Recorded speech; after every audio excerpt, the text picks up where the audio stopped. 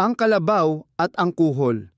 Isang napakainit na araw, nang ang isang kalabaw ay pumasok sa ilog upang maligo, may nakasalubong siyang kabibe at nagsimula silang mag-usap.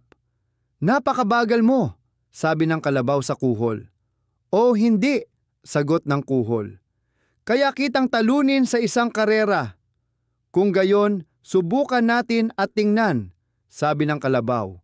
Kaya lumabas sila sa bangko at nagsimulang tumakbo. Matapos makalayo ang kalabaw, ay huminto siya at tumawag, "Kabibi!" At isa pang kuhol na nasa tabi ng ilog ang sumagot, "Narito ako!"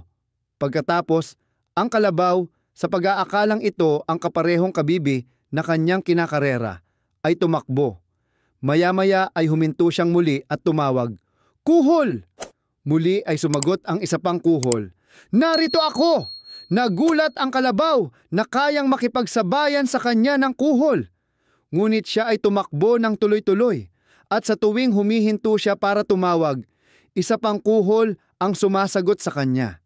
Pero desidido siyang hindi dapat matalo ng kuhol, kaya tumakbo siya hanggang sa malaglag siya. Ang kalabaw at ang kuhol.